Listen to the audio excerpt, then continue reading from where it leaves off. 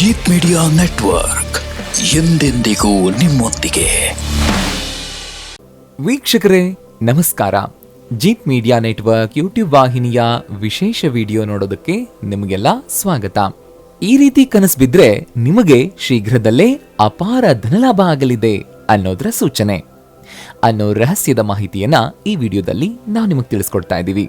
ಹಾಗೆಯೇ ಈ ವಿಡಿಯೋಗೆ ಈಗಲೇ ಒಂದು ಲೈಕ್ ಕೊಟ್ಟು ವಿಡಿಯೋದ ಕೆಳಗಡೆ ಓಂ ನಮಃ ಶಿವಾಯ ಅಂತ ಕಮೆಂಟ್ ಮಾಡೋದಕ್ಕೆ ಮರಿಬೇಡಿ. ಹಾಗೆಯೇ ಈ ವಿಡಿಯೋನ ಸ್ಕಿಪ್ ಮಾಡದೆ ಕೊನೆ ತನಕ ನೋಡಿ. ಅಲ್ಲದೆ ವಿಡಿಯೋದ ಕೆಳಗಡೆ ಇರುವಂತಹ ಜಾಯಿನ್ ಬಟನ್ ಒತ್ತಿ, ಆಗ ನೀವು ಜೀತ್ ಮೀಡಿಯಾ ಚಾನಲ್ ಮೆಂಬರ್ ಆಗ್ತೀರಾ. ಅಂದ್ರೆ ನೀವು ಜೀತ್ ಮೀಡಿಯಾದಲ್ಲಿ ಮೆಂಬರ್ಗಳಿಗಿರುವಂತಹ ವಿಶೇಷ ವಿಡಿಯೋ ಹಾಗೂ ಲೈವ್ ನೋಡಬಹುದು. ಸ್ವಪ್ನಶಾಸ್ತ್ರದ ಪ್ರಕಾರ ಪ್ರತಿಯೊಂದು ಕನಸು ಏನನ್ನಾದ್ರೂ ಒಂದು ವಿಷಯವನ್ನ ಹೇಳುತ್ತೆ.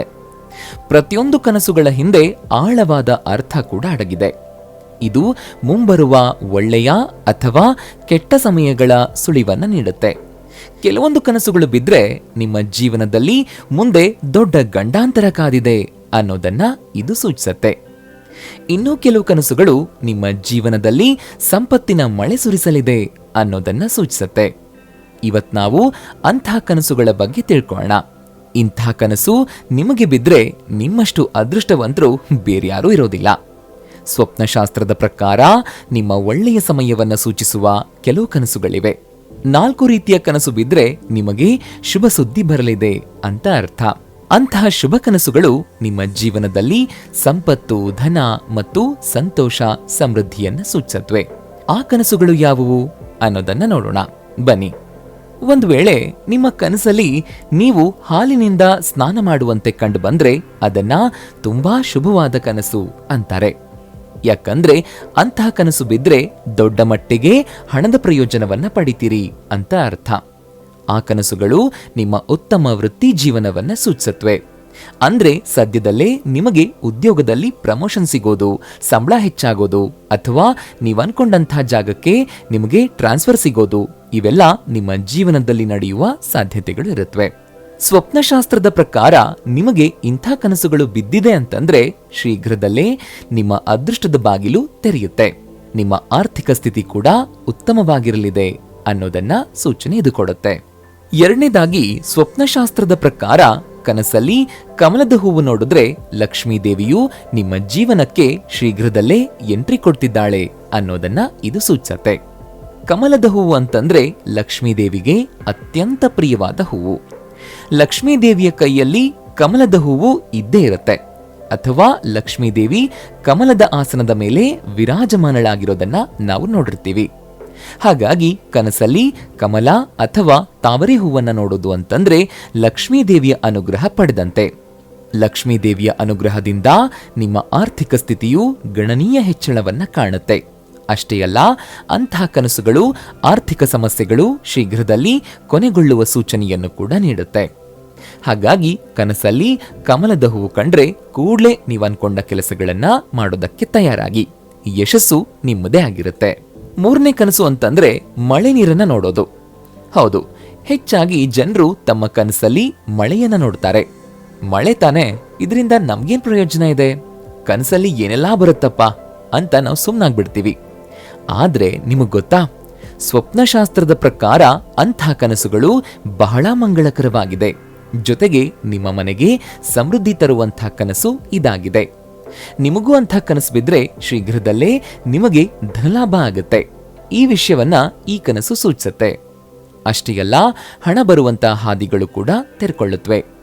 ಜೊತೆಗೆ ಅಂಥ ಕನಸುಗಳು ಯಾವುದೋ ಒಂದು ಕಡೆ ನೀವು ಬಹಳ ಹಿಂದೆ ಯಾವುದಾದ್ರೂ ಇನ್ವೆಸ್ಟ್ಮೆಂಟ್ ಮಾಡಿದ್ರೆ ಅದರಿಂದ ನೀವು ಭಾರಿ ಲಾಭವನ್ನ ಪಡಿತೀರಿ ಅನ್ನೋದನ್ನು ಕೂಡ ಈ ಕನಸು ಸೂಚಿಸುತ್ತೆ. ಅಷ್ಟೇ ಅಲ್ಲ, ಮಳೆಯ ಕನಸು ನಿಮ್ಮ ಜೀವನದಲ್ಲಿ ಸಂಗಾತಿಯ ಆಗಮನವನ್ನು ಕೂಡ ಸೂಚಿಸುತ್ತೆ. ಒಂದು ವೇಳೆ ನಿಮ್ಮ ಕನಸಲ್ಲಿ ಮಳೆಯನ್ನ ಕಂಡ್ರೆ ಈಗಲೇ ಸಂಗಾತಿಯನ್ನ ಹುಡುಕೋದಕ್ಕೆ ಆರಂಭಿಸಿ. ನೀವನ್ಕೊಂಡಂತಹ ಸಂಗಾತಿ ನಿಮಗೆ ಸಿಕ್ಕೇ ಸಿಗ್ತಾರೆ.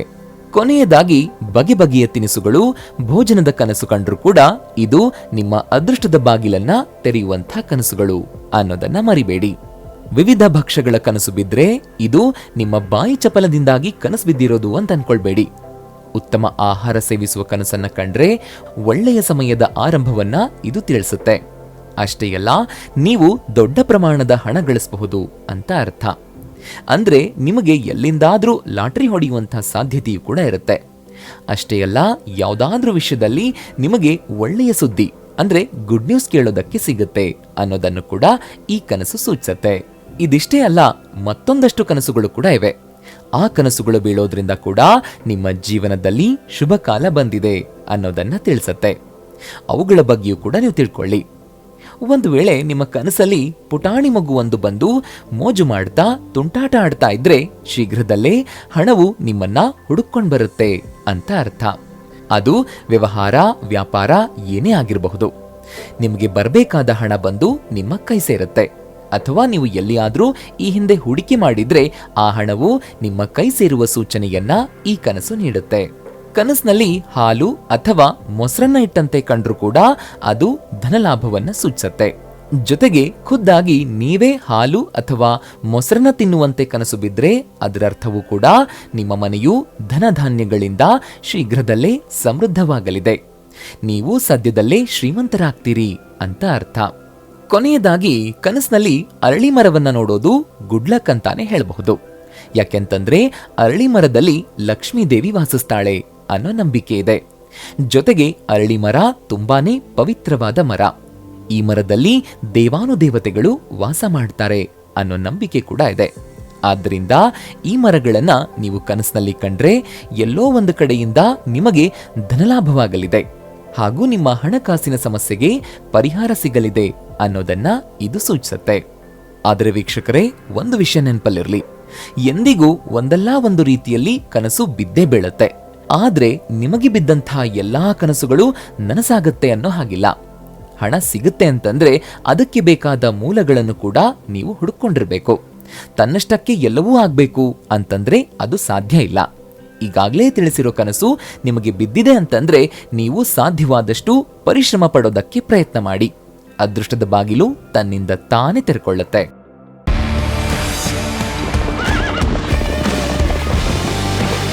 ಜೀತ್ ಮೀಡಿಯಾ ನೆಟ್ವರ್ಕ್ ಎಂದೆಂದಿಗೂ ನಿಮ್ಮೊಂದಿಗೆ.